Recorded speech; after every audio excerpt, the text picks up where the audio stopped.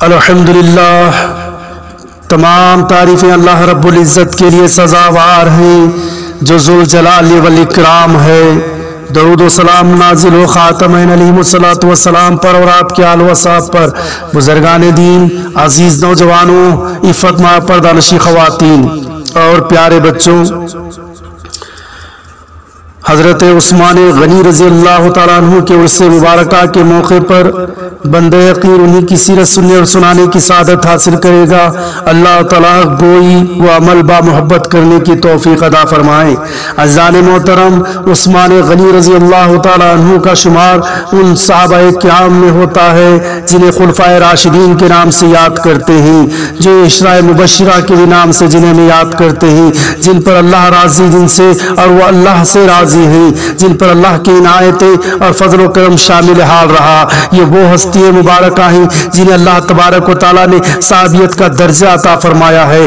بہرحال مختصر یہ جن کی سیرت ہم بیان کرنے کی کوشش کرے ہیں۔ عزیزان محترم، کون عثمان رضی اللہ تعالیٰ عنہ جنہیں اللہ کے رسول پاک صاحب الاولاق صلی اللہ علیہ وسلم نے غنی کے لقب سے ملقب کیا ہے، ملائک اعلیٰ جنہیں ذوالنورعین کے خطاب سے یاد کرتے ہیں، اور جو ذوالہجرتین بھی ہیں، امام المومنین و امام المجاہدین بھی ہیں، جو جامع القرآن کا بھی جنہیں شرف حاصل رہا ہے، جو جانثار رسول اکرم صلی اللہ علیہ وسلم بھی ہیں، جنہیں صلہ رحمی کا شرف بھی حاصل ہے، جو متقی پرہیزگار و باحیا اور ایمان و تقوی میں درجہ کمال جنہیں حاصل ہے، جو مہاجر اول ہیں، کاتب وحی ہیں، حافظ قرآن بھی ہیں اور کاتب نبی صلی اللہ علیہ وسلم ہیں۔ ہاں، وہی عثمان غنی رضی اللہ تعالیٰ عنہ جن کے تعلق سے اللہ کے نبی صلی اللہ علیہ وسلم فرماتے ہیں، الہی میں عثمان سے راضی ہوں، تو بھی ان سے راضی ہو جا۔ تو اللہ کے نبی جن سے راضی، اور اللہ کیوں نہ ان سے راضی ہو۔ پھر اللہ کے نبی فرماتے ہیں، عثمان خدا تمہارے اگلے پچھلے ظاہر اور چھپے ہوئے اور روز قیامت تک ہونے والے تمام گناہ کو معاف کر دیے ہیں۔ پھر اللہ کے نبی صلی اللہ علیہ وسلم فرماتے ہیں، میں اور عثمان جنت میں رفیق ہوں گے، آپ کی رفیقیت کو سلام ہے۔ یا پھر اللہ کے نبی صلی اللہ علیہ وسلم فرماتے ہیں، عثمان دنیا اور آخرت میں میرے جو ہیں قریبی دوست ہیں، آپ کی قربت کو سلام ہے۔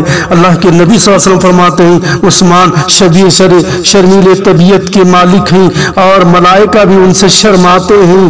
اللہ کے نبی صلی اللہ علیہ وسلم ایک روز احد کے پہاڑ پر چڑھے اور آپ کے ساتھ حضرت ابوبکر صدیق اور عمر اور عثمان غنی رضی اللہ عنہ بھی موجود تھے۔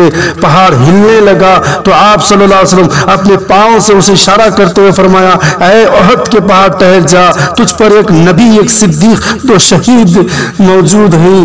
اللہ اکبر، اللہ اکبر۔ پہلے ہی سے علم تھا، بشارت اللہ کے نبی نے دے دی، شہادت کی بشارت دے دی۔ وہی عثمان غنی رضی اللہ تعالیٰ عنہ جن کی استغنائی کے کیا کہنے، جنہیں اللہ تعالیٰ نے وہ استغنائی عطا کی۔ اسی لیے میرے آقا مہدی موعود علیہ الصلوۃ والسلام سے علماء سو آمدن جان بوجھ کر اس کا علم رکھتے ہوئے بھی آپ نے سے سوال کیا، عثمان غنی آپ تو مال کو جمع کرنے سے جو ہے منع فرماتے ہیں، مگر عثمان غنی رضی اللہ عنہ کے پاس مال تھا تو میرے آقا خلیفۃ اللہ تھے، داعی اللہ تھے، تبھی تو آپ نے فرمایا پہلے عثمان تو بنو، وہ صفت کو تو اپناؤ، وہ خصوصیت کو تو اپناؤ، وہ استغنائی کو تو اپناؤ، پھر مال کو رکھو۔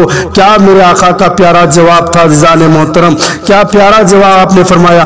آئیے ان کی استغنائی کے ذکر کرتے ہوئے چلے۔ اللہ کے نبی صلی اللہ علیہ وسلم ایک مرتبہ کا واقعہ ایسا ہوتا ہے عزیزان محترم، مدینہ منورہ میں مہاجر اور انصار میں، جہاں روما نام کا ایک کنواں تھا، اس مقام پر یہودی کے قبضے میں تھا، تو یہودی اسے پیسوں کے عوض میں پانی کو بیچا کرتا تھا اور غربت کا عالم تھا عزیزان محترم، اور پانی دے کر خریدنے کی اتنی توفیق نہیں تھی۔ اللہ کے نبی صلی اللہ علیہ وسلم کے کہنے پر میرے آقا حضرت عثمان غنی رضی اللہ تعالیٰ عنہ نے 40,000 درہم سے روما کا کنواں خرید کر مسلمانوں کے لیے وقف کر دیا۔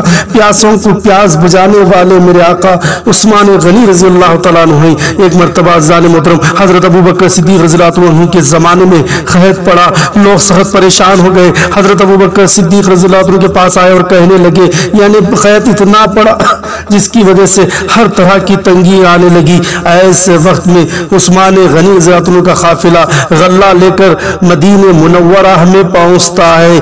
1000 ہونٹ گندم، تیل اور خشک انگور سے لدے ہوئے ہیں۔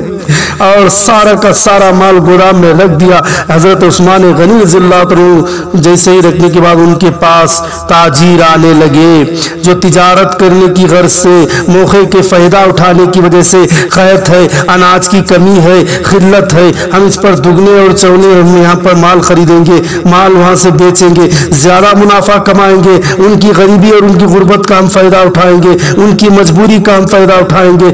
ایسے لوگ وہاں پر داخل ہو گئے اور تجارت کرنے کے لیے آ کر عثمان غنی رضی اللہ عنہ سے آ کر کہنے لگے، آپ نے آ کر کہتے ہیں کہ ہم آپ کی اس کے درہم کے منافع میں، اس مال کے منافع میں 2 درہم نفع دیں گے۔ حضرت عثمان غنی رضی اللہ عنہ نے فرمایا مجھے اس سے زیادہ نفع ملتا ہے۔ انہوں نے کہا آپ 1 درہم کے مال پر 4 درہم نفع لے لیں، فرمایا مجھے اس سے بھی زیادہ ملتا ہے۔ انہوں نے کہا آپ 5 درہم لے لیں، فرمایا مجھے اس سے بھی زیادہ دیا جا رہا ہے۔ انہوں نے کہا اے ابو عمرو، مدینہ منورہ میں ہمارے سوا کوئی تاجر باقی نہیں جو آپ کو اس سے زیادہ نفع دے، اور نہ ہی ہم سے پہلے کوئی تاجر آپ کے پاس آیا ہے۔ وہ کون ہے جو آپ کو اس قدر زیادہ نفع کی پیشکش کرتا ہے؟ فرمایا اللہ تعالیٰ نے مجھے 1 درہم کے عوض 10 درہم نفع دیا ہے، کیا آپ مجھے اس سے زیادہ نفع دے سکتے ہیں؟ تاجروں نے کہا ہم اس سے زیادہ نفع ہرگز دینے کی متحمل نہیں نہ ہو سکتے۔ حضرت عثمان غنی رضی اللہ عنہ نے فرمایا میں اللہ تعالیٰ کو گواہ بنا کر کہتا ہوں 1000 اونٹ پر لدا ہوا سارا تجارتی مال میں نے فقراء اور مساکین پر صدقہ کر دیا۔ آپ کے اس تصدق پر، آپ کے استغنائی پر سلام ہے۔ قید میں آپ نے منافع اٹھانا نہیں سمجھا، اپنے فقراء اور مساکین کی ضرورتوں کو محسوس کیا۔ 1000 اونٹ میں لدا ہوا سارا تجارتی مال آپ نے فقراء اور مسکین کو قربان کر دیا۔ اسی لیے میرے آقا مہدی موعود نے فرمایا کہ پہلے عثمان بنو، عثمان کی وہ استغنائی تو پیدا کرو، بعد میں وہ مال کی محبت کی باتیں کرنا۔ عزیزان محترم، غزوہ تبوک کا موقع آیا، اس وقت میں بھی اللہ کے نبی صلی اللہ علیہ وسلم کی استفسار پر، ان کی کہنے پر عثمان غنی رضی اللہ عنہ نے 1000 اونٹ اور 70 گھوڑے تبوک کی جنگ میں مجاہدین کو دیے تھے۔ پھر اللہ کے نبی صلی اللہ علیہ وسلم نے فرمایا اے عثمان اس کے بعد کوئی نوافل کی تمہیں ضرورت نہیں ہے۔ اللہ کے نبی نے آپ کو بشارت دے دی جنت کی۔ عزیزان محترم، یہ وہ ہیں جو یریدون لوجہ اللہ کے خطاب سے مستحق پانے والے ہستیاں ہیں۔ ہاں وہی عثمان بن عفان رضی اللہ تعالیٰ عنہ جو محبوب خدا کے محبوب نظر تھے، جن پہ عطا ربانی تھی، جو اللہ سے راضی اور وہ اللہ سے راضی تھی، ان کی شہادت مظلومیت سے ان کی شہادت عمل میں آتی ہے۔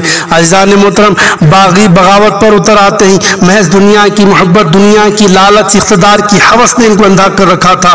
اللہ کے نبی کی صحابی کو دیکھتے ہوئے بھی، ان کے مقام و مرتبے کو سمجھتے ہوئے بھی ان لوگوں نے انہیں 40 دن تک ان کو گھر کے اندر قید کر دیا گیا تھا، ان کو محصور کر دیا گیا تھا۔ عزیزان محترم، وہ عثمان بن عفان رضی اللہ عنہ کو مسجد نبی پر داخلے پر پابندی کر دی۔ کون عثمان بن عفان؟ مسجد نبی کی توسیع جو کی تھی، حضور اکرم صلی اللہ علیہ وسلم نے ارشاد فرمایا کون اس مسجد کے حصے کو خریدے گا میں اس کو جنت کی بشارت دوں گا۔ عثمان بن عفان رضی اللہ عنہ نے خریدا اور اس کو مسجد نبی میں شامل کر دیا۔ جس مسجد نبی کی توسیع کی، اس مسجد میں ان کی مسجد، وہی مسجد پر داخلے پر پابندی لگا دی گئی ہے۔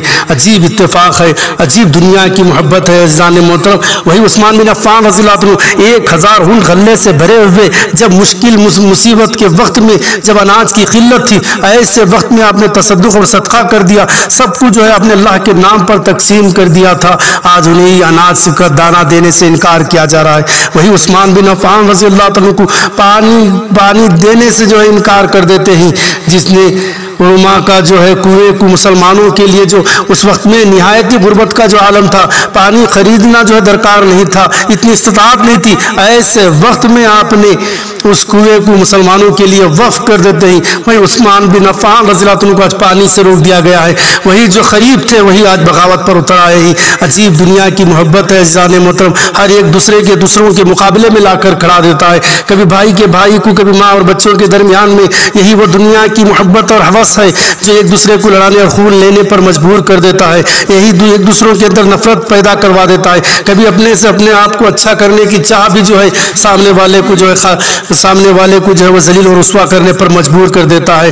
یہی وہ دنیا کی محبت، یہی وہ دنیا کی لالچ ہے جس میں سب کے سب اندھے ہوتے ہوئے چلے جا رہے ہیں۔ اسی لیے مہدی موعود علیہ السلام کی تعلیمات ہمیں یہاں پر رہنمائی کرتے ہیں۔ بہرحال مختصر یہ اس میں کئی پہلوات ہیں، پھر کبھی کسی موقع پر انشاءاللہ ان پہلوؤں کو اجاگر کرنے کی کوشش کروں گا۔ ان کے ارشادات عثمان بن عفان رضی اللہ عنہ کے کئی ارشادات ہیں، اس میں سے ایک ارشاد نقل کرنا میں ضروری سمجھتا ہوں۔ آپ فرماتے ہیں تعجب ہے اس پر جو اللہ کو حق جانتا ہے اور غیروں کا ذکر کرتا ہے پھر ان پر بھروسہ کرتا ہے۔ کتنی اونچی اور عالیت کی آپ کی تعلیم تھی۔ آپ فرماتے ہیں جب اللہ کو حق جانتے ہیں تو حق کا ہی ذکر کرو، صبح و مشاہر لمحہ اسی کا ذکر و اذکار کرتے رہو۔ پھر فرمایا اور اسی کا ذکر کرتے تو اسی کی ذات پر بھروسہ کرو، وہی مسبب الاسباب ہے۔